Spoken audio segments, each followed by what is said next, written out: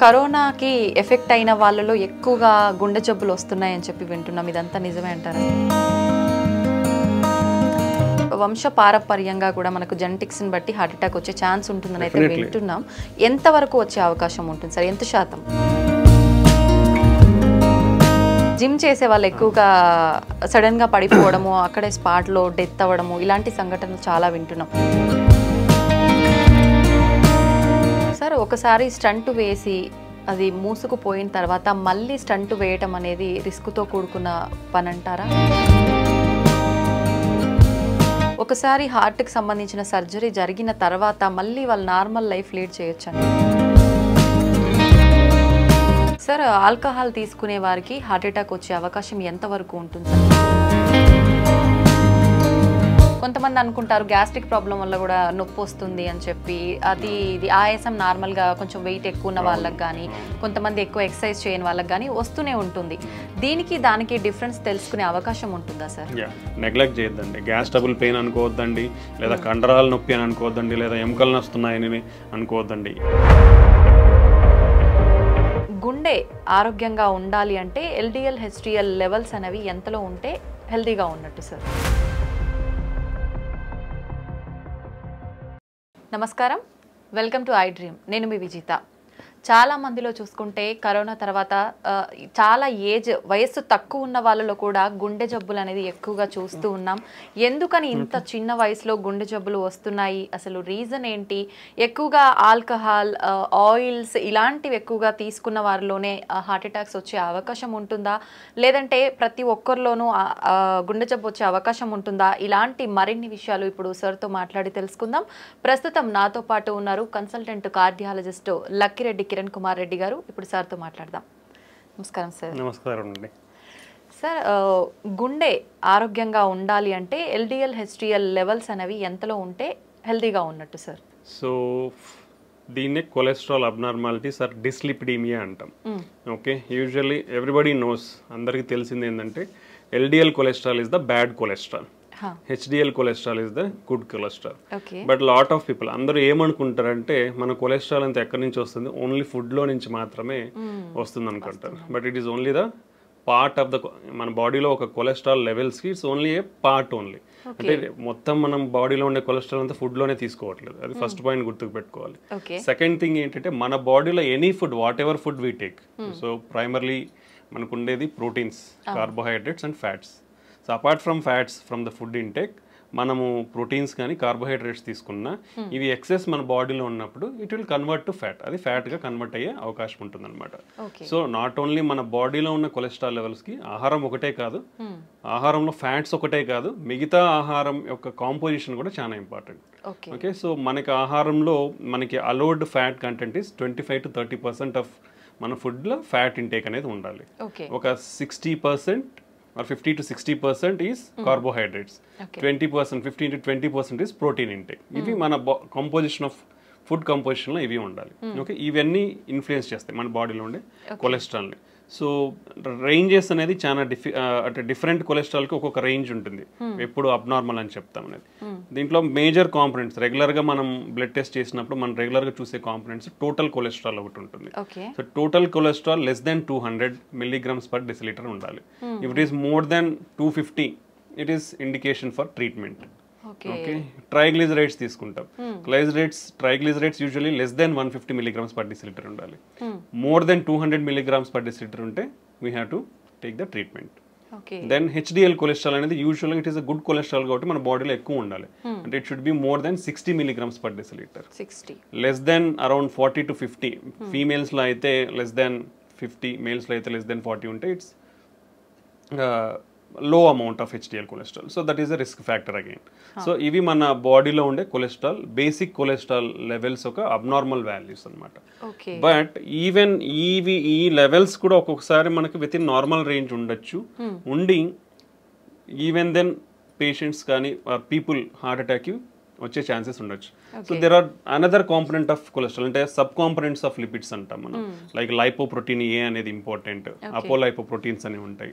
So ఈ components కూడా చాలా ఇంపార్టెంట్ అనమాట. సో మనము ఒకవేళ ఈ basic cholesterol levels even with in normal range ఉన్నా కానీ మనం ఫర్దర్ టెస్టింగ్ ఆఫ్ కొలెస్ట్రాల్ అనేది చెక్ చేయాల్సిన అవసరం ఉంది. సో ఈ బ్యాడ్ కొలెస్ట్రాల్ గుడ్ కొలెస్ట్రాల్ అనేది నాట్ ఓన్లీ ఫ్రమ్ ఫుడ్, మనం తీసుకునే ఫ్యాట్ ఇంటేకే కాదు, rest of the food intake అనేది కూడా చాలా ఇంపార్టెంట్. సో మనం తీసుకునే ఫుడ్లో ఈక్వాలిటీ ఆఫ్ అంటే కార్బోహైడ్రేట్స్ ఉండాలి, ప్రోటీన్స్ ఉండాలి, ఫ్యాట్స్ ఉండాలి. సో కొలెస్ట్రాల్ అనేది మన బాడీలో కూడా ప్రొడ్యూస్ అవుతుంది కాబట్టి అసలు కొలెస్ట్రాల్ అంటే ఫ్యాటీ ఫుడ్స్ తీసుకోవద్దా అనేది it's not correct. So your body needs fatty acids, ఎందుకంటే మన ప్రతి body is made up of cells అంటాం. ప్రతి సెల్స్ లో కూడా we are having lipid components. So for integrity of our body we need fats, but it should be in a controlled manner, not in excessive manner అనమాట. So for suppose if you take oily foods, when you take deep fried foods, they are unhealthy. How much amount of oil you have to take? So oil is limitation around 4 teaspoons. 4 teaspoons per person. Okay. So that is the limitation of amount. Daily. The daily intake of this. So you should not take more than that. And second thing is then is what is the reusability of the oil? That is most important. You should not reuse it repeatedly. Fry చేసుకుంటాం అలానే పెడతాం మళ్ళీ reuse. So it should not be done. So ఇది ఒకటి. Third thing ఏంటంటే now all the మార్కెట్లో చాలా వరకు పార్షియల్లీ హైడ్రోజనేటెడ్ రిఫైన్డ్ ఆయిల్స్ అనేవి వస్తుంటాయి. Those are not healthy. So whatever it is cold pressed oils or organic oils ఉంటే those are better. So for fat intake. So these are the cholesterol abnormality levels to consider. Okay, ఎక్కువగా అంటే మనం తీసుకునే foods వల్ల కూడా heart attack వచ్చే chance ఉంటుంది కాబట్టి అటువంటి ఫుడ్స్ ఏంటి సార్ అసలు? బేసికల్లీ బేసికల్లీ ప్రతి ప్రాబ్లమ్కి whatever problem you take now it is it related to lifestyle. What is meant by lifestyle? 2 basic components of life style is food and exercise. So in the food, healthy food. So what is healthy food? If you come to heart, what is heart healthy food? So usually ga manaki clinical studies and trials lo prove aina diets patterns anedi konni unnai. One of the important diet pattern is called Mediterranean diet pattern antam. So this is the Mediterranean anedi oka sea surrounding areas lo they follow this diet pattern. Vallalo heart problems ne chala takku unnai. So that is why it is recommended to safeguard your heart. Heart హెల్తీగా పెట్టుకోనికి that is usually the recommended diet. దీంట్లో ఏముంటాయి? So బేసికల్ it's like A pyramid. ఈ పిరమిడ్ల base అనేది చాలా పెద్దగా ఉంటుందంటే లార్జ్ అమౌంట్ ఆఫ్ క్వాంటిటీ తీసుకోవాలి. Top of the pyramid small ఉంటుంది కాబట్టి అవి లో అమౌంట్ తీసుకోవాలి. So if you come to the base of the pyramid, first thing is exercise is compulsory in this diet pattern. That everybody has to follow. ఎటువంటి exercise చేయాల్సి ఉంటుంది sir? మనకి guide lines ప్రకారం, అమెరికన్ గైడ్ లైన్స్ ప్రకారం 150 minutes of moderate intensity exercise per week. అంటే daily 30 minutes for 5 days. Moderate intensity exercise అంటే కొంచెం walk, brisk walk are mild cycling కానీ మైల్డ్ స్విమ్మింగ్ కానీ ఇలా చేస్తే that amount of exercise for 30 minutes per day is enough. లేదా high intensity exercises అంటాం. That is required only 75 minutes per week. అంటే 20 minutes for 3 days, like 60 to 75 minutes per week. That is enough. So that even with this minimum exercise, you can stay healthy. Like what are the high intensity exercises? Like jogging and running, full length swimming, tennis ఆడడం, single person tennis ఆడడం. ఇవన్నీ కూడా high intensity exercises. Along with that, for 3 days a week, a minimum time like 15 to 20 minutes of strengthening exercises. That also will have a positive impact on our heart health anamata. So these are the exercise recommendations for one person to follow. So if we follow out, then diet. The diet basically contains of whole grains and cereals. అంటే పప్పు దినుసులు అవన్నీ కూడా refined. ఇప్పుడు మనం rice తీసుకోండి, wheat తీసుకోండి, whatever the products available in the market, they are all refined. So refined foods అనేది యూ షుడ్ స్టాప్. ఒకరు ఈ రిఫైన్డ్ ఫుడ్స్ అనేది తినడం స్టాప్ చేయాలి. Because these are having high glycemic index. High glycemic, so more absorption, and immediately sugar levels will rise, hormonal imbalance, insulin imbalance, all this will happen. So you should keep away from this refined foods nunchi dooram undali. Whole grains like whole wheat, brown rice, unpolished rice, ilanti తీసుకొని like millets, other grains, pappu dinsulu ivanni ekku ante minimum daily you should take around 3 servings per day. You have to take these things. Next comes fruits and vegetables. Fruits and vegetables are one of the important component. Vegetarian diet, plant-based diet is much healthier than animal-based diet. Okay. So daily you should take around 4 to 5 servings of fruits and vegetables. In India, if you come, hardly less than 50% of the population in India eat only one time a week. అంటే ఒక్కసారి మాత్రమే వారంలో fruits తీసుకుంటున్నారు మన భారతదేశంలో. You see how much gap is there. Okay, even vegetables కూడా like daily 4 to 5 servings of vegetables కూడా it is hardly 20 to 25% in all India. Okay, okay. So you see how much gap in the diet, healthy dietary patterns we are following. Okay, this is one of the important. Next thing is oils. Oils, limited amount. 1 teaspoon is equal to 5 grams. Okay. Okay, you should take around 4 to 5 teaspoons per person. That is the limitation amount. And reusable oils anedi undagudu. So among these oils, extra virgin olive oil is the better thing. And any plant-based oil is good. Plant-based oils lo kuda we have to go for like cold pressed oils. Better avoid refined oils అనేది avoid చేయాలి. దాంట్లో కూడా mono unsaturated or poly unsaturated fatty acids ఉన్న ఆయిల్స్ని prefer చేయాలి, like sunflower, soybean oil, sesame oil. ఇవి they are good in mono or poly unsaturated fatty acids. Okay, then if you come to poultry or fish, non-vegetarian. In non-vegetarian, usually the preferred is fish. Okay. Any oily fish or fish is the preferred non-vegetarian diet. Apart from that, poultry, chicken. Chicken doesn't have any harmful effects on the heart. So you can take a chicken. That also like 2 to 3 servings per week. Not more than that. Okay. Then if you come to dairy products, dairy also 1 or 2 times a day you can take dairy products. Then on the top, which is the minimal amount, like hardly once in a month, or even less than that, all the processed foods and the red meat. Red meat comes like mutton, lamb, sheep, pork, beef. All this comes under red meat. So it is not advisable to take all these things. And all sugar sweetened beverages like cool drinks, which is the very harmful.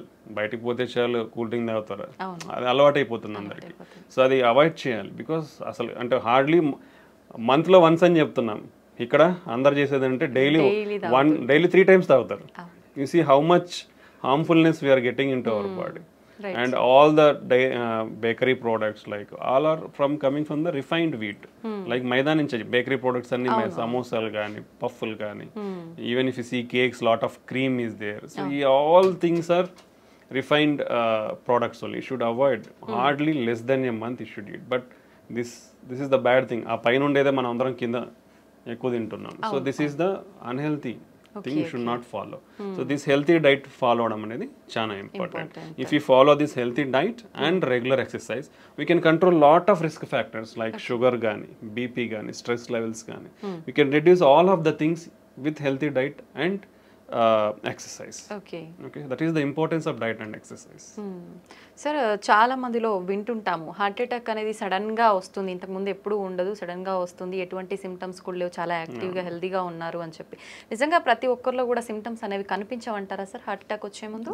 Usually heart attack అనేది ఎందుకు వస్తుందంటే మన రక్తనాళాలు అంటే గుండె పైన 3 రక్తనాళాలు ఉంటాయి. So left side 2, right side 1. ఇది వైటల్, మన హార్ట్ పంపింగ్ కి మన హార్ట్ కూడా బ్లడ్ సప్లై అవ్వాలి. మన హార్ట్ ఏం చేస్తుంది, మన బాడీకి బ్లడ్ సప్లై చేస్తుంది. బట్ హార్ట్కి కూడా బ్లడ్ సప్లై కావాలంటే ఆ రక్తనాళాల ద్వారా బ్లడ్ అందాలి. ఓకే, సో ఆ రక్తనాళాలలో లోపల అంటే మనం ఇది ట్యూబ్ అనుకుంటే ఈ లోపల ఇన్నర్ లైనింగ్ లో మనకి ప్రాబ్లం అంతా స్టార్ట్ అయ్యింది. ఈ ఇన్నర్ లైనింగ్ లో ఫ్యాట్ అక్యుములేషన్ అనేది depends on various reasons, like genetic factors అవ్వచ్చు, మనం ఇప్పుడు డిస్కస్ చేసిన risk factors like BP, sugar, cholesterol, unhealthy life style, lack of physical activity. ఈ అన్నిటి వల్ల ఏమవుతుందంటే యూజువల్లీ ద జనరల్ ప్రాసెస్ కూడా మనకున్న జెనెటిక్స్ ప్రకారం what are the basic physiology మనం ఒక ప్రాసెస్ అంటే ఒక మనిషి పుట్టిన తర్వాత ఒక ప్రాసెస్ ఏంటంటే కొలెస్ట్రాల్ అక్యుములేషన్ అనేది అంటే కొవ్వు అనేది పేరుకుపోవడం 10 to 20 years నుంచే స్టార్ట్ అయిపోతుందండి అందరిలోనూ, ప్రతి ఒక్కరిలో. Okay, that is common for all. Okay, అది స్టార్ట్ అవుతుంది around from 20 years it will start. అది ఫర్దర్గా ఎలా హార్ట్ అటాక్ దారి తీస్తుంది అనేది it depends on all these risk factors we discussed. Okay, that's the main thing. So దీంట్లో 2 రకాలు అనమాట. ఈ కొవ్వు అనేది నిదానంగా మన లెవెల్స్ని బట్టి పేరుకుపోతూ వస్తుంటుంది. సో 10% ఉండొచ్చు, 20%, 50%, 70%. If it is more than 70% black ఉంటే మనకి గుండెకి అనేది రక్తం అనేది సరిగా అందక మన హార్ట్ అనేది స్ట్రెస్కు గురి అవుతుంది. ఓకే, ఇది ఒక మెథడాలజీ. సో అలా స్ట్రెస్కు గురైనప్పుడు ఏమవుతుంది, ఇప్పుడు నేను నడుచుకుంటూ పోతున్నాను ఫాస్ట్గా, నాకు ఎక్సర్సైజ్ ఉన్నప్పుడు మన బాడీకి స్ట్రెస్ గురైనప్పుడు ఏమవుతుందంటే మనకు పంపింగ్ ఎక్కువ కావాలి. పంపింగ్ ఎక్కువ కావాలంటే హార్ట్కి బ్లడ్ అనేది ఎక్కువ అందాలి. ఎప్పుడైతే ఈ బ్లాక్ ఉంటుందో, లైక్ ఇప్పుడు ఇట్లా ఉంది, ఒక ట్యూబ్ ఉంది అనుకోండి, వాటర్ ఫ్లో అవుతుంది. ఇప్పుడు కంప్లీట్గా నార్మల్గా ఉన్నప్పుడు ఫాస్ట్గా ఫ్లో అవుతుంది. అదే నువ్వు హాఫ్ బ్లాక్ అయిపోయింది అనుకోండి, స్లో వస్తుంది. లైక్ ద సేమ్ వే మన హార్ట్ గుండె రక్తనాళాల్లో కూడా ఈ బ్లడ్ అనేది ఈ బ్లడ్ వెజల్ అనేది మూసుకుపోయింది అనుకోండి 70%, బ్లడ్ స్టెప్ అనేది తగ్గిపోయినప్పుడు హార్ట్ పంపింగ్ అనేది తగ్గుతుంది. అప్పుడు మనకు సిమ్టమ్స్ లైక్ నడిచినప్పుడు కానీ, ఏదైనా పని చేసినప్పుడు కానీ, స్ట్రెస్లో ఉన్నప్పుడు ఆయాసం రావడము, ఛాతీ నొప్పి రావడము, కళ్ళు తిరగడము, వీక్నెస్ లాగా ఉండడము, ఇలా మేనిఫెస్ట్ అవుతుంది కొందరిలో. ఇది అంటే మేజర్ హార్ట్ అటాక్ రాకముందు, సడన్ హార్ట్ అటాక్ రాకముందు ఇలాంటి సిమ్టమ్స్ ఫేస్ అయ్యే ఛాన్స్ ఉంటుంది. బట్ చాలా మంది ఏం చేస్తారంటే ఇవి ఏజ్ తో రిలేటెడ్ అలా వచ్చినాయి అనుకోవడమో, లేదంటే నేను పని చేసినాను కాబట్టి పని చేస్తే ఇలా ఉంటాయి అనుకోవడం అనేది నెగ్లెక్ట్ చేస్తారు. సో ఆ నెగ్లిజెన్స్ వల్ల వీళ్ళు రికగ్నైజ్ చేయకపోవడం వల్ల సడన్ గా హార్ట్ అటాక్ కి గురవుతారు. బట్ ఇది ఒక కాంపోనెంట్ అయితే, ఇప్పుడు మనం 70% అయితే మనకు సిమ్టమ్స్ తెలుస్తాయి. But even sudden heart attacks అనేది ఈ మెకానిజం వేరు. ఈ సడన్ హార్ట్ అటాక్ లో ఏమవుతుందంటే, ఫర్ సపోజ్ 20% బ్లాకే ఉంది మనకి, 20% బ్లడ్ ఫ్లో బాగానే ఉంటుంది. బట్ ఈ అన్కంట్రోల్ షుగర్ కానీ, బీపీ ఎక్కువైనప్పుడు కానీ, లేదా స్ట్రెస్ గురైనప్పుడు కానీ ఇలా ఏమవుతుందంటే ఈ పొర ఉంటుంది, ఏది కొలెస్ట్రాల్ పెరిగిపోయిన దాని మీద పొర, అది సడన్ గా రప్చర్ అయిపోతుంది, బర్స్ట్ అయిపోతుంది. బర్స్ట్ అయినప్పుడు ఈ లోపల ఉండేటివి బ్లడ్లో ఎక్స్పోజ్ అవడం వల్ల మన బ్లడ్లో ఉండే ప్లేట్లెట్స్ కోయాగులేషన్ ఫ్యాక్టర్స్, అంటే బ్లడ్ క్లాటింగ్ ఫ్యాక్టర్స్ అంటాం, ప్లేట్లెట్స్, అవి సడన్గా వచ్చేసి అక్కడ అన్ని చేరుకుపోతాయి. చేరుకుపోయినట్టు ఇమీడియట్గా బ్లడ్ వెజల్ అనేది బ్లాక్ అవుతుంది. ఇమీడియట్గా బ్లాక్ అయినప్పుడు సడన్ హార్ట్ అటాక్ వస్తుంది అనమాట. ఇది సడన్ హార్ట్ అటాక్ రానికి ముఖ్య కారణం. ఓకే, సో దానికి మనము ప్రియంటివ్గా మనకున్న రిస్క్ ఫ్యాక్టర్స్ని చెక్ చేసుకోవడం, రెగ్యులర్గా ఉన్న వాటిని కంట్రోల్లో పెట్టుకోవడం, హెల్తీ లైఫ్ స్టైల్ ఫాలో అవడం వల్ల ఇవన్నీ తగ్గించుకునే ఛాన్స్ ఉంటుంది. But we can't completely prevent, we can reduce the chances, but we can't completely prevent. Okay, ఇది mechanism of heart attack. So ప్రీవియస్గా ఏ సిమ్టమ్స్ లేని వాళ్ళు కూడా ఈ 20% ప్లాక్స్ అనేది సడన్ గా బర్స్ట్ అయినప్పుడు సడన్ హార్ట్ అటాక్ వచ్చే అవకాశం ఉంటుంది అనమాట. ఓకే, ఇది అక్యూట్ హార్ట్ అటాక్ అంటాం. మనం ఫస్ట్ ప్రీవియస్గా స్లోగా నడిచేటప్పుడు వచ్చేదాన్ని chronic coronary syndromes, chronic heart attack లాగా చెప్పొచ్చు అనమాట. ఇది మనకు హార్ట్ అటాక్ వచ్చే విధానం. ఓకే సార్, ఇందాక మీరు కూడా చెప్పారు చాలా మంది నెగ్లెక్ట్ చేస్తారు ఇలాంటి సిమ్టమ్స్ ఉన్నప్పుడు అని. కొంతమంది అనుకుంటారు గ్యాస్ట్రిక్ ప్రాబ్లం వల్ల కూడా నొప్పి వస్తుంది అని చెప్పి, ఇది ఆయాసం నార్మల్ గా కొంచెం వెయిట్ ఎక్కువ ఉన్న వాళ్ళకి కానీ, కొంతమంది ఎక్కువ ఎక్సర్సైజ్ చేయని వాళ్ళకి కానీ వస్తూనే ఉంటుంది. దీనికి దానికి డిఫరెన్స్ తెలుసుకునే అవకాశం ఉంటుందా సార్? ఇప్పుడు యూజువల్ గా హార్ట్ అటాక్ లో వచ్చే పెయిన్ ఏంటంటే, మనం ఛాతీ చాలా బరువు ఉంటుంది అనమాట. అంటే ఒక 100 kgs వెయిట్ పెట్టినట్లు ఉంటుంది మన ఛాతీ మీద, ప్రెషర్ ఫీల్ అవుతాం. ఓకే, నొప్పి కాదు, basically it's like discomfort. Heavy బరువు పెట్టేస్తే ఏమవుతుంది, ఊపిరి ఆడకుండా. సో ఆ బరువుతో పాటే మనకి ఈ ఊపిరి ఆడకుండా ఉండే సెన్సేషన్ తెలుస్తుంది అనమాట. So that is typical of heart attack. Okay, అది చాలా ఇంపార్టెంట్. అలా కాకుండా సమ్ టైమ్స్ సూదులు కూర్చున్నట్లు ఉండడం కానీ, లేదా ఏదో మైల్డ్గా నలతగా ఉండి మైల్డ్ పెయిన్ తెలుస్తూ ఉంది, లేదా ఆ పెయిన్ ఇట్లా చేతికంతా పాకుతున్నట్లు తెలియడము, దాంతో పాటు వామిటింగ్ వచ్చిన సెన్సేషన్ ఉండడం కానీ, లేదా కళ్ళు తిరిగినట్లు ఉండే అవకాశం ఉంటుంది. ఓకే, చెమటలు పట్టిపోతాయి, చాలా ఎక్కువ పట్టిపోతాయి చెమటలు. సో ఇలా కూడా సిమ్టమ్స్ ఉండొచ్చు అనమాట. Okay, so but gastric pain ఎలా ఉంటుంది యూజువల్గా ఏంటంటే, మనకి కొంచెం ఈ పొత్తి కడుపులో మంటగా ఉంటుంది, మంటగా ఉండి ఆ పైకి గ్యాస్ట్రిక్ రిఫ్లక్స్ అంటాం, యాసిడ్ కాబట్టి ఆ రిఫ్లెక్షన్ కూడా ఇక్కడ నుంచి ఇక్కడ వరకు కూడా మనకు బర్నింగ్ ఉంటుంది గొంతు వరకు. యూజువల్గా గ్యాస్ట్రిక్ పెయిన్ అలా ఉంటుంది అనమాట. But any type of pain, అంటే మనం డిస్క్రైబ్ చేసుకున్న పెయినే హార్ట్ అటాక్ అని ఉండాల్సిన అయితే ఉండదు, అది టిపికల్. అలా ఉంటే కంపల్సరీ హార్ట్ అటాక్. బట్ అలా కాకుండా కూర్చున్నట్లున్న పెయిన్గా ఉన్న అది కూడా హార్ట్ అటాక్ అయి ఉండొచ్చు. Okay, any pain. That's why నేను ఎప్పుడు ప్రతి ఇంటర్వ్యూలో ప్రతి ఒక్కరికి నేను ఒకటే చెప్తాను, నీకు ఎటువంటి ఛాతీ నొప్పి వచ్చినా ఒక 30 సంవత్సరాలు 40 సంవత్సరాలు దాటిన తర్వాత నెగ్లెక్ట్ చేయొద్దండి. గ్యాస్ ట్రబుల్ పెయిన్ అనుకోవద్దండి, లేదా కండరాల నొప్పి అని అనుకోవద్దండి, లేదా ఎముకలు నొస్తున్నాయని అనుకోవద్దండి. మీకు ఆ నొప్పి తగ్గట్లేదు, విపరీతమైన నొప్పి ఉంది, ఆ ఇంటెన్సిటీ అంటాం, పెయిన్ ఇంటెన్సిటీ అంటాం, మైల్డ్గా ఉంది, పెరుగుతుంది, ఆ ఇంటెన్సిటీ అలా పెరుగుతూ ఉన్నా, సో అలాంటప్పుడు ఇమ్మీడియట్గా ఒకే ఒక చిన్న టెస్ట్, ఓకే. ఈసీజీ టెస్ట్ అంటాం.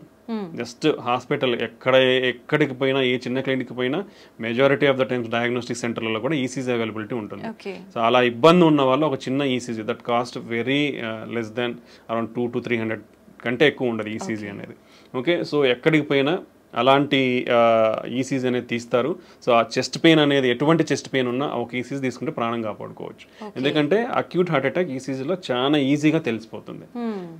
సో దాంట్లో హార్ట్ అటాక్ చేంజెస్ ఉన్నాయా, ఇమీడియట్గా డాక్టర్స్ అక్కడ ఉన్న అవైలబిలిటీ ఉంటే ట్రీట్మెంట్ ఇస్తారు, లేదంటే రెఫర్ చేస్తారు. ఒకవేళ అది నార్మల్గా ఉందంటే ఊపిరి పీల్చుకొని then you can evaluate slowly. Okay. So any type of chest pain, ఎటువంటి ఛాతి నొప్పి ఉన్నా కానీ ఏ మాత్రం నిర్లక్ష్యం చేయకుండా ఇమీడియట్గా ఒక ఈసీజీ టెస్ట్ తీసుకొని మీ ప్రాణాలను కాపాడుకోండి. That's the good thing. Sir, once pain వచ్చింది అనగానే వెంటనే టెన్షన్ ఎక్కువైపోతుంది, అసలు పక్కన ఉన్న వాళ్ళకి కూడా ఏం చేయాలనేది అర్థం కాదు. అటువంటి టైంలో మనం హాస్పిటల్కి వెళ్ళే ముందుగానే ఇంట్లో జాగ్రత్త తీసుకునే అవకాశం ఉందంటారా సార్? బేసికల్లీ ఫస్ట్ థింగ్ ఏంటంటే ఇట్లా సడన్ హార్ట్ అటాక్ వచ్చినప్పుడు there is no time. Even with this latest technological advancements, మనకు ఇంతకుముందు హార్ట్ అటాక్ ఎలా కనుక్కోవాలో రీచబిలిటీ ఉండేది కాదు, ఏది ఇన్వెస్టిగేషన్స్ కానీ. ఇప్పుడు ఎక్కడికి పోయినా, ఏ చిన్న విలేజ్కి కానీ చిన్న టౌన్కి వెళ్ళినా ఫాస్ట్గా వెళ్ళొచ్చు, ఈసీజీ తీయించుకోవచ్చు, డయాగ్నోస్ చేసుకోవచ్చు. ఇంత అడ్వాన్స్మెంట్స్ ఇన్ ట్రాన్స్పోర్టేషన్ ఉన్న, టెక్నాలజీలో ఉన్న, ఈవెన్ ఇప్పటికీ కూడా before reaching the hospital 50% of the people die at home or during the transport to hospital. So that much severity is the heart attack. So it doesn't give time. Basically it doesn't give time. It depends on lot of factors. Heart attack వచ్చిన వాళ్ళు సడన్గా చనిపోవచ్చు. ఇంట్లో ఇప్పుడు మనం చాలానే వింటుంటాం, నిద్రలోనే చనిపోయినారు. ఇట్ విల్ హ్యావ్ సడన్గా బ్లాక్ అయినప్పుడు ఏమవుతుందంటే ఈ మన కండరం అనేది ఎలక్ట్రికల్ సిస్టమ్ ఉంటుంది బాడీలో, అది సడన్గా బ్లడ్ ఫ్లో తగ్గిపోవడం వల్ల ఫిబ్రిలేట్ అవుతుంది అనమాట. ఫిబ్రిలేట్ అంటే హార్ట్ రేట్ అనేది ఫాస్ట్ కొట్టుకుంటుంది. సో అది రికగ్నైజ్ చేసే లోపలనే పేషెంట్ విల్ డై. బికాస్ చాలా మందికి తెలియదు how to recognize it. Okay. That's why immediately when the person ఎవరైతే కొలాప్స్ అయిపోయి పడిపోతారో వాళ్ళకి మనం ఇంటికి సిపిఆర్ అనేది స్టార్ట్ చేయమని చెప్తాం. So that will give time. అంటే ఒక మెడికల్ పర్సన్ వచ్చి ట్రీట్మెంట్ ఇచ్చే లోపల ఇట్ విల్ గివ్ టైమ్. ఎందుకంటే మనం ప్రెస్ చేసినప్పుడు బ్లడ్ సర్క్యులేషన్ అనేది జరుగుతుంది కాబట్టి it will keep our brain and other organs intact కాబట్టి. సో ఇప్పటికీ కూడా 50% of the heart attacks can't reach hospital. So కాబట్టి ఇటువంటి వారు ఫస్ట్ ప్రికాషనరీ మెజర్స్ ఏంటంటే స్క్రీనింగ్ ప్రోగ్రామ్స్. ఎందుకంటే మన లైఫ్ స్టైల్ మనల్ని ఈ ఎరాలోకి తోసేసింది. మనం అందరం కూడా వర్స్ట్ లైఫ్ స్టైల్లోనే ఉన్నాం. Everybody is like that. Okay. 30 years దాటితే బీ కేర్ఫుల్, 40 years దాటితే ఇంకా be careful. So annual screening checkups, that is most important. That is every if you తీసుకుంటే బీపీ కానీ షుగర్ కానీ 1 in 3 persons are undiagnosed. Okay. So ఎవరికి తెలియదు, hospital పోతే BP ఉందన్నారు, హాస్పిటల్ పోతే షుగర్ ఉందన్నారు అని చెప్తారు. సో మనకు తెలియదు చాలా జబ్బులు మనకు ఉన్నాయని, బికాస్ అర్లీ స్టేజెస్ లో మేనిఫెస్ట్ కావు సిమ్టమ్స్ అనేది. So we have to identify through some investigations. So annual screening programs అనేది చాలా important. Okay. Second thing, BP కానీ షుగర్ కానీ కొలెస్ట్రాల్ అబ్నార్మాలిటీస్ ఉన్న వాళ్ళు కానీ వీళ్ళందరూ చాలా జాగ్రత్తగా ఇప్పుడు బీపీ ఉన్న వాళ్ళు they have to keep 1 BP monitor in their home. ఇప్పుడు ఎందుకంటే హాస్పిటల్లో చూసే బీపీ వాల్యూస్ కంటే ఇంట్లో ఉన్న బీపీ వాల్యూస్ చాలా యాక్యురేట్ ఉంటుంది. దట్ హోమ్ బీపీ బేస్డ్ ట్రీట్మెంట్సే ఇస్తాం మేము కూడా. ఇఫ్ సంబడి ఎవరన్నా ఇంట్లో బీపీ రెగ్యులర్గా నోట్ చేసుకుంటున్నారంటే ఆఫీస్లో ఒక 20 వరకు ఎక్కువ ఉండొచ్చు because of anxiety are lot of things. Okay. Home BP monitoring అనేది చాలా ఇంపార్టెంట్ బీపీ కంట్రోల్లో పెట్టుకోండి. ఓకే. రెగ్యులర్గా బీపీ మిషన్ అనేది పెట్టుకోవాలి. బీపీ షుగర్ ఉన్న వాళ్ళు కూడా అట్లీస్ట్ మంత్లీ చెక్ చేయించుకోవాలి. ఎవ్రీ 3 months HbA1c టెస్ట్ అనేది ఒకటి చేసుకోవాలి. Okay. Strict control of BP and diabetes చేసుకోవాలి. కొలెస్ట్రాల్ లెవెల్స్ కూడా స్ట్రిక్ట్ కంట్రోల్లో ఉండాలి. Healthy lifestyle, take healthy food. అవసరమైనంత మాత్రమే తినండి, అనవసరంగా ఏదో ఇప్పుడు ఏంటంటే అవైలబిలిటీ ఈజీ అయిపోయింది. If you see some 30 years back people are dying from malnutrition. Food కానీ ఇవన్నీ అందక చనిపోయేవాళ్ళు. బట్ ఇప్పుడు అంతా బికాస్ మాల్ న్యూట్రిషన్ వల్ల ఫుడ్ వల్ల ఇట్లా అయిపోతున్నారని గవర్నమెంట్స్ అన్ని ఏం చేశారంటే policies easy availability of food చేసేసాయి. లైక్ ఫ్రీ పథకాలు కానీ అంటే చాలా ప్రొవిజన్స్ ఇచ్చేసారు. ఎవరు కూడా ఆకలితో చావకూడదు అనేసి. ఇప్పుడు ఈజీ అవైలబిలిటీ ఆఫ్ ఫుడ్ అయిపోయింది. So you don't have to move out to get food. So easy availability of food అయిపోయిన తర్వాత వచ్చింది కదా ఉంది కదా అని తినేస్తా ఉన్నారు.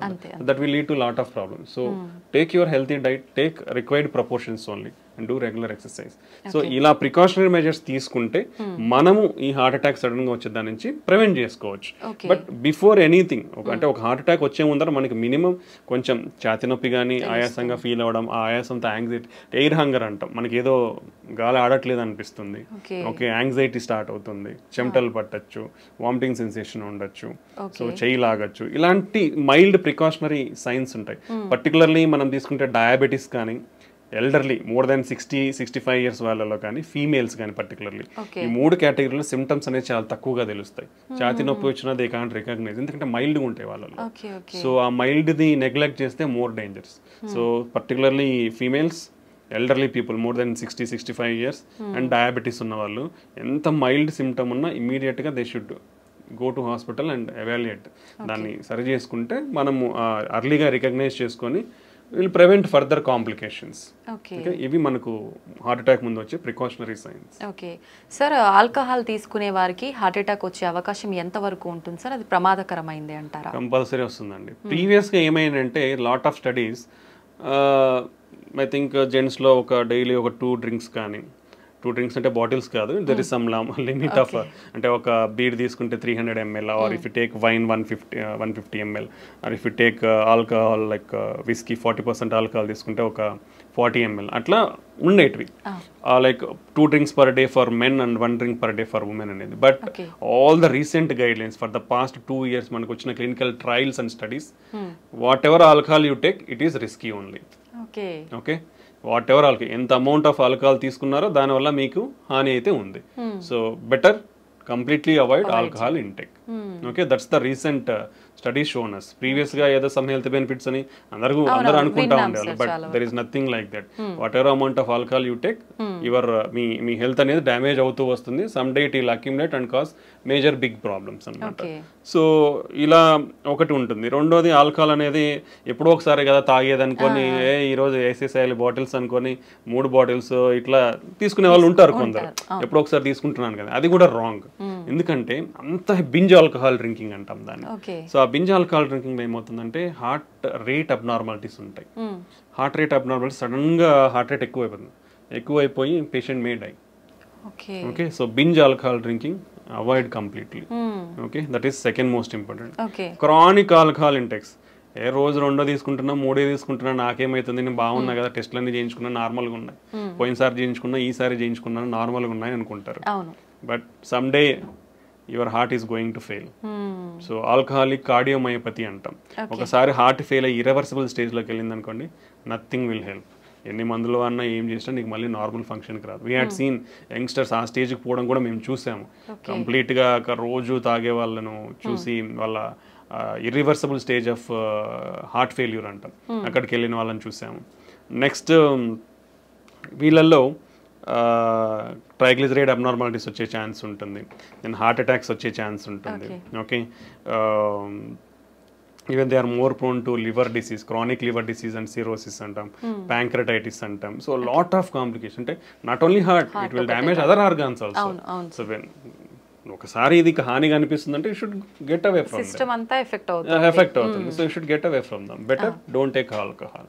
అలవాటు ఉన్న వాళ్ళు కూడా, if it is difficult for you to stop, reduce your amount slowly and completely stop it and stay healthy. Okay, అది alcohol related side effects.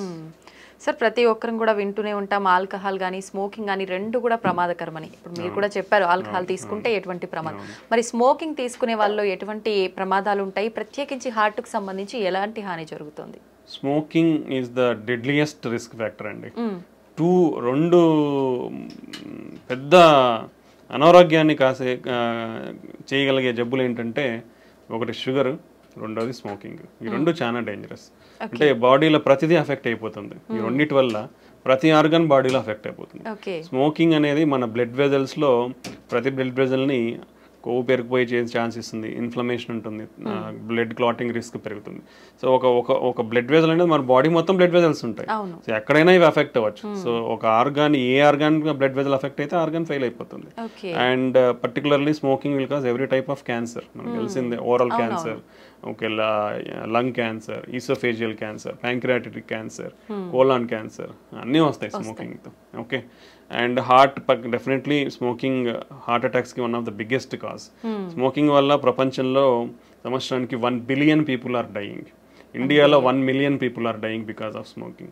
Almost 30% of the Indians are smokers. Okay, ఇది మన statistics. So that much serious side effects ఉన్నప్పుడు you should completely stop it. Usually governments కూడా they are not able to ban because of I don't know lot of reasons, but they are bringing lot of strict regulatory measures. Every pack meeda completely avoid smoking అనేది definitely ఉంటుంది. Everywhere they display, even in public places like theaters, they are displaying stop smoking and they are showing the consequences of చూపిస్తున్నారు. Brain stroke, cancers, heart attacks, emphysema, lung problems, ఆయాసం రావడము. So what not every organ is getting affected. So completely stop smoking. It is dangerous. Smoking అంటే మనం smoking చేయడమే కదండి, మీరు ఇప్పుడు నీ చుట్టుపక్కల వాళ్ళు కూడా అఫెక్ట్ అవుతారు. ఇఫ్ సంబడీ స్మోకింగ్, చుట్టుపక్కల వాళ్ళు ఒక 10 మంది ఉంటే వాళ్ళు 10 మంది కూడా అఫెక్ట్ అవుతారు. That is called as second hand smoke అంటాం. సార్, స్మోక్ చేసిన వాళ్ళకంటే ఎక్కువ పక్క వాళ్ళకే ఎక్కువ ఎఫెక్ట్ అయ్యే ఎక్కువ అనేది లేదు, కానీ ఎక్కువ అని చెప్పలేము. స్మోక్ చేసే వాళ్ళు ఎంత ఎఫెక్ట్ అవుతారో సెకండ్ హ్యాండ్ స్మోక్ అంటే పక్కన తాకుండా పీల్చుకునే వాళ్ళు కూడా ఎఫెక్ట్ అవుతారు. So it can be seen in both females లో, కానీ మనము పెద్దవాళ్ళలో అయితే వాళ్ళకి గుండె జబ్బులు రావచ్చు, బ్రెయిన్ స్ట్రోక్ రావచ్చు, ఊపిరితిత్తుల ప్రాబ్లమ్స్ ఇవన్నీ వచ్చు. చిన్నపిల్లలలో కూడా వాళ్ళకి ఊపిరితిత్తుల ప్రాబ్లమ్స్, రికరెంట్ రెస్పిరేటరీ ట్రాక్ట్ ఊపిరితిత్తుల infections, or upper respiratory tract infections, low birth weight, ఇలా చాలా కారణాలు ఉండే అవకాశం. సో ఒక ఫ్యామిలీలో మీరు ఇంట్లోనే తాగుతున్నారంటే మీ వైఫ్ అఫెక్ట్ అవుతుంది, మీ పిల్లలు ఇబ్బంది అవుతారు. ఓకే, ఆల్వేస్ రిమెంబర్, ఒక సిగరెట్ తాగే మనిషి నేనేదో తాగుతున్నా నా ఆరోగ్యం పాడైపోతుంది అని అయితే ఎప్పటికి అనుకోవద్దండి. మీ ఆరోగ్యం కూడా ఆరోగ్యమే కాబట్టి స్టాప్ చేయండి. మీ ఆరోగ్యంతో పాటు మీరు స్మోక్ చేయడం వల్ల పక్కన వాళ్ళ ఆరోగ్యాన్ని కూడా నాశనం చేస్తున్నారు. సో పక్కన వాళ్ళు కూడా కొంచెం ఇనిషియేటివ్ తీసుకొని అలా ఎవరైనా చేసినప్పుడు వాళ్ళకి చెప్తే వాళ్ళు అట్లీస్ట్ పోయి పక్కకు పోయినా తాగేస్తారు, లేదంటే మానేయమన్నా మానేస్తారు అప్పుడు. Okay, so and you should encourage smokers. ఎవరైతే సిగరెట్స్ తాగుతున్నారో వాళ్ళకి ఇవన్నీ చెప్పి వాళ్ళని ఎంకరేజ్ చేయాలి to quit smoking. Because smoking అనేది స్టాప్ చేసిన తర్వాత హార్ట్ అటాక్ రిస్క్ తగ్గనికి 10 సంవత్సరాలు పడుతుందండి. ఒక మనిషి ఇప్పుడు స్మోకింగ్ స్టాప్ చేసినా కానీ అతనికి హార్ట్ అటాక్ రిస్క్ తగ్గనికి, అంటే హీ స్మోకింగ్ మానేసినాక కూడా 10 years వరకు అతనికి హార్ట్ అటాక్ రిస్క్ చాలా ఎక్కువ ఉంటుంది. Okay, that is the impact of smoking. మానేసాకే అన్ని ఇయర్స్ ఉంటే కంటిన్యూ ఉన్నప్పుడు ఎంత సిగ్నిఫికెంట్ ఉంటుందో ఆలోచించాలి అందరు కూడా. Okay, that is most important. So next ఏమొస్తాయంటే మనకు సెకండ్ హ్యాండ్ స్మోక్ కాకుండా called as e-cigarettes అంటారు. Those are also dangerous. Okay. Smoking related anything like e-cigarettes, దాంట్లో నికోటిన్ ఉండదు. But still lot of studies, even in US studies also showed, even if somebody advertise that non-nicotine cigarettes ఉన్నా కానీ దాంట్లో కూడా nicotine ఉంటుంది. Nicotine లేకపోయినా lot of damaging products like metallic, tin, lead, mercury ఇలాంటి చాలా కాంపౌండ్స్, డేంజరస్ కాంపౌండ్స్ ఉంటున్నాయి. So even everything, hookahs is also dangerous. E-cigarettes, hookahs, everything is dangerous. So completely avoid all those products and stay healthy. Okay sir, చాలా మంది pan, gutka ఇలాంటివి ఎక్కువగా తీసుకుంటూనే ఉంటారు non stop గా, ఎక్కడ పడితే అక్కడ ఉమ్మేస్తూ ఉంటారు. అలాంటి వాళ్ళకి కూడా గుండె జబ్బులు వచ్చే అవకాశం ఉంటుంది. డెఫినెట్లీ వస్తాయండి. పాన్, గుట్కా అనేది కూడా ఏముంది, పొగాకే కదా. పొగాకు పీల్చినా నమిలినా అంతా లోపలికే పోతుంది, బ్లడ్ లోకే అబ్జర్వ్ అవుతుంది. ఆ కెమికల్స్ అన్ని బ్లడ్ లోకే పోతాయి. ఫైనల్ గా బ్లడ్ లోకి వెళ్ళిన తర్వాత ప్రతి ఆర్గాన్ని ఎఫెక్ట్ చేస్తాయి. సో స్మోకింగ్ అయితే ఎంత డేంజరస్, గుట్కా, పాన్ ఇలాంటివి కూడా అదే రేంజ్లో dangerous.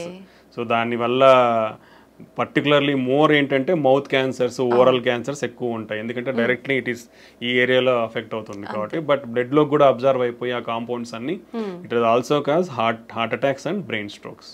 So that also too dangerous. Completely avoid all these things. Sir, cardiac arrest అంటూ ఉంటారు. హార్ట్ అటాక్ కి దానికి మధ్య డిఫరెన్స్ ఏమైనా ఉందా సార్? రెండు ఒకటేనా? రెండు డిఫరెంట్ అండి. Okay, this is very important. Heart attack అంటే మనం ఆల్రెడీ మాట్లాడుకున్నాం. అంటే మన గుండె రక్తనాళాలలో బ్లాక్స్ వస్తే ఆ బ్లాక్ వల్ల బ్లడ్ సప్లై సడన్ గా ఆగిపోయి హార్ట్ మజిల్ అనేది సడన్ గా వీక్ అవుతుంది. దాన్ని హార్ట్ అటాక్ అంటాం. ఓకే, కార్డియాక్ అరెస్ట్ అంటే గుండె కొట్టుకునేది సడన్ గా ఆగిపోవడం.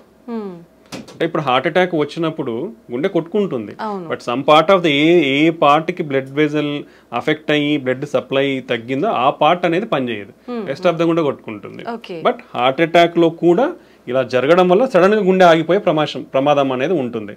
బట్ సడన్ కార్డియాక్ అరెస్ట్ అంటే సడన్గా there are lot of reasons. సడన్గా గుండె ఆగిపోవడానికి చాలా కారణాలు ఉంటాయి. సడన్గా గుండె అనేది కొట్టుకోవడం ఆగిపోతుంది. సో దాన్ని సడన్ కార్డియాక్ అరెస్ట్ అంటాం. So one of the reasons heart attack ఒకటి కారణము. దెన్ ఎలక్ట్రికల్ అబ్నార్మాలిటీస్ అంటాం, అరిథ్మియాస్ అంటాం, హై హార్ట్ రేట్ అబ్నార్మాలిటీస్. అలా హై హార్ట్ రేట్ ఉన్నప్పుడు గుండె ఇప్పుడు నార్మల్గా మన గుండె 60 నుంచి 90 వరకు ఇలా కొట్టుకుంటుంది. ఓకే, ఇప్పుడు సడన్గా 200-250 నిమిషాన్ని కొట్టుకుంది అనుకోండి, మీకు కదులుతున్నట్టు తెలుస్తుందా? జస్ట్ ఫింగర్స్ మూమెంట్స్ తెలుస్తున్నాయి, బట్ ఇలా కొట్టుకుంటేనే కదా బ్లడ్ అంది. ఇలా కొట్టుకున్నప్పుడు ఏమవుతుంది? బ్లడ్ అందదు. So it looks like heart has been stopped. So cardiac arrest. Okay. Then infections, cardiomyopathies అంటాం. సో జెనెటిక్ ఉంటాయి చాలా కూడా కొన్ని. Okay, like hypertrophic cardiomyopathy, arrhythmic cardiomyopathies ఉంటాయి. కొన్ని ఛానలోపతీస్ అంటాం, అంటే మన బేసిక్ మాలిక్యులర్ లెవెల్లో కొన్ని ఛానల్స్ ఉంటాయి మన ఫంక్షన్స్ కానీ. So long QT syndrome, short QT syndrome, Brugada syndrome, ఇట్లా లాట్ ఆఫ్ థింగ్స్ ఉంటాయి అన్నమాట. Even like drug abuse will cause sudden heart attacks. Okay. Sudden cardiac arrest. Excessive alcohol cause sudden cardiac arrest. So ఇలా చాలా కారణాలు ఉంటాయి sudden cardiac arrest కావడానికి. So heart attack అనేది blood supply తగ్గిపోవడం వల్ల వచ్చేదాన్ని హార్ట్ అటాక్ అంటాం. కార్డియాక్ అరెస్ట్ అనేది సడన్ గా గుండె ఆగిపోతుంది అంతే. ఆ గుండె ఆగిపోయినప్పుడు ఎవరైనా చేయగలిగేదంటే సిపిఆర్ చేయాలి. అది ప్రతి ఒక్కరూ నేర్చుకోవాలి. ఎందుకంటే సంబడి మీకు ఆ సిపిఆర్ అనేది తెలిస్తే అట్లీస్ట్ మీరు మనం అంటే throughout your life span you can save one life.